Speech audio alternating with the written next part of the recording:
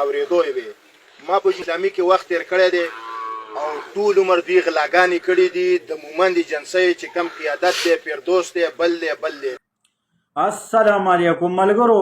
دا سړی د جماعت اسلامي نه دغه کوي دې ټیم کې اوري نوره ویډیو در سره شریکومه، خو دا وړومبی معمولي شان کلیپ مې در سره ځکه شریک کړ مې چې ټول متوجه شي او ویډیو در سره ډېره شیر کې. او د جماعت اسلامي لکه وي د کور سړی د کور د منځ نه خبر وي. د اوس په جماعت اسلامي کې وخت تېر کړ، دی اوس د جماعت اسلامي نه صحیح واقفه دی. ځکه په جماعت اسلامي پسې څه خبرې کوم که نه نو زه به بد کوم او ناجیزه به کوم، زه به پې هسې د ځان نه بیا الزام لګوم، یا خو که ماته ثبوت میلو شو زه پسې خبرې کوم نو بیا به په هغه طریقه کوم. خو دی د کور سړی دی نو دی د کور د منځ نه خبر دی چې جماعت اسلامي والا چې کوم د سراج الحق لالا پارټي ده دی اسلام څنګه راولي او اسلام په نوم باندې څنګه سیاست کوي. یوه بله خبره دی کرپشن په کومه طریقه باندې کوي، دی عوام په کومه طریقه باندې دوکه کوي، او دی چې دی خلکو له کارونه په نامه باندې چې پیسې واخلي هغه په څنګه طریقې سره خوري. نو هغې ما تا ته دومره پته نشته دی لکه څنګه چې دی د جماعت اسلامي ورکرې چې دی نو تعریف کړی دی او دی د جماعت اسلامي نوم په دقه وجه خفه شو چې وروره دا خو د اسلام په نوم باندې او د مذهب په نوم سیاست کوي، نور نه دی کې اسلام شته او نه مذهب شته دی. نو راځئ اول د جماعت اسلامي دا ورکر واورئ، پس د هغې نه به په یو څو خبرې بیا وروسته وکړو. کیدای شي چې ما ته پکې د خبرو څه پاتې هم نه شي دومره ښکلې خبرې کړي. دا د جماعت اسلامي خپل ورکر دی، هغه چې څه ویلي دي نو راځئ دا در سره لږ واورئ. اورېدو یې وې.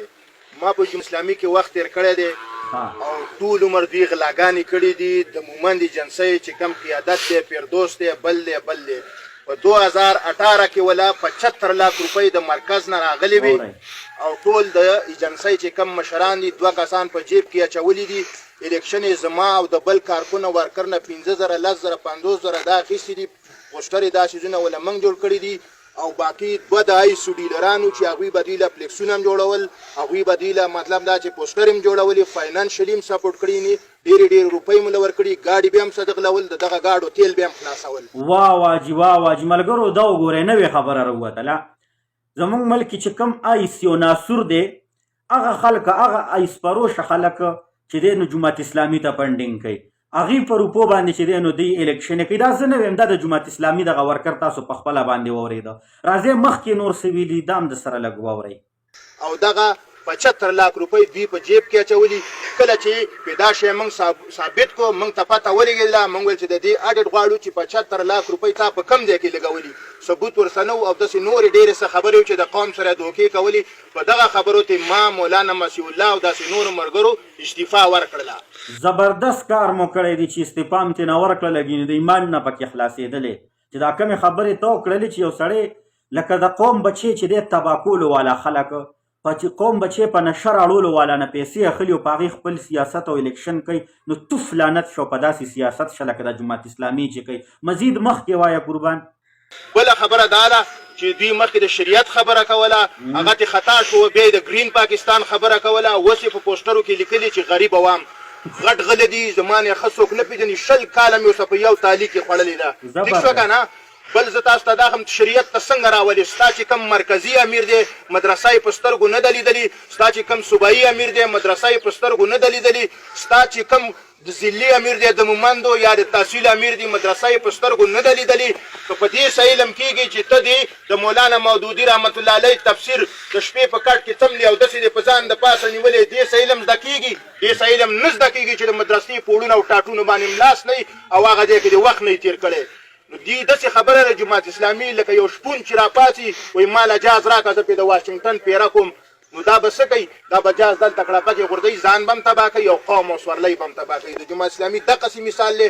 انپړ یاستئ، صرف پټۍ سپاره م ویلې ده، تاسو علم نشته دی، تاسو دیني معلومات نشته، ته څنګه شریعت راولي؟ هغه که جمعیت وایي دا یوه خبره ده، نو د دې نه ځان بیخي وساتئ. دې کې نه عالم شته، تشې د اسلام خبرې کوي او کرسۍ دپاره دا خبرې استعمالوي. جزاکم الله. ډېر سچ حقیقت دې قوم ته راوړله، الله پاک دې تعالی د دې اجر درکړي. ګورئ ملګرو کومه خبرې وکړه د کار خبره چې دی دا چې کوم امیر دی سراج الحق دی کله مدرسې ته نه دی تللی، د په مدرسه کې شپه نه ضرور کړی دی چې دی د سینه کې قرآن مجید نه دی پروت چې دته قرآن مجید په یاد وي، بلکې دی صرف او صرف په دغه اسلامي خبرو په نوم باندې د اسلام په نوم باندې صرف سیاست غواړي. دی په دې باندې یو سړی نه علم کېږي، ده نه دا خبره واورېږه. دا زه نه وایي د کور سړی د کور د منځ نه خبري. دی وایي چې ګوره کم مدودي کتاب دی د دې چې دا کم عقیده ده د مدودي مولا نه مدودي خو چې دی هم څه علم چرته کې نو کړی که کړي وي دي سند پیش کړي. یوه دویمه خبره د مدودي کتابونه که د عوامو وکتل علماو ته پته ده چې مدودي څنګه کتابونه لیکلي دي، مدودي اسلام څنګه غواړي په پاکستان کې.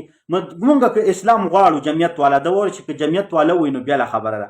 جمعیت والا ولې جمعیت والا په مدرسو کې شپې کړي دي، هغې چې دی حضرت عمر رضی الله تعالی عنه، حضرت ابوبکر رضی الله تعالی عنه، حضرت عثمان غني رضی الله تعالی عنه چې څومره خلفای راشدین دي هغې مني او د هغې چې دی کم نظام مصطفی هغې چلولی دی، جمعیت والا هغه نظام غواړي. او مدودي چې کم مولا مني او کم مدودي مولا و هغه چې دی نه علم کړی نه ورسره علم و، او بل دغه چې کم خلفای راشدین دي حضرت عمر رضی الله تعالی عنه شو، حضرت ابوبکر رضی الله تعالی عنه شو، داسې حضرت عثمان غني رضی الله تعالی عنه شو، د هغې په خلاف چې دی مدودي مولا کم لیکل کړي دي او کومه بکواس یې کړی دی نو چې هغه تاسو مورئ نو تاسو به توبې وباسئ چې یاره دا خو فتنهګر دي. خو شکر دی فتنه دومره غټه نه ده، وړه فتنه ده، خو الحمدلله خلک چې دوی سره څنګه ته ټیم تیره کړي که څوک یې نه مني نو صرف د دې سره د دې په دې امارت کې لږ پاتې شي، د دې د الخدمت کې د پاتې شي چې دوی په کومه طریقه باندې دا دغسې چلونه کوي، د اسلام په نوم دوکه کول، چاندې اغشتل او هغه په خپله خوړل، په چاندو باندې بیا خپل سیاست جنډه کول. نو دا د دغو کار دی. نو د دغه نه د اسلام تمه کول، د اجړا نه د بچي کېدو تمه کول لیروره، نو دا هم در سره په وخت باندې وپېژنئ. او د کم چې حقیقت د جماعت اسلامي والا د جماعت اسلامي د ورکر د خولې نه به تاسو اورېدلی وي نو دا حقیقت در سره دنیا ګوټ ته ورسوه. ویډیو در سره لکه د مار شیر کې او جماعت اسلامي والا پکې ضرور را منشن کې او خپل ورور بلال ته اجازت ورکړئ. د لوی الله په امان.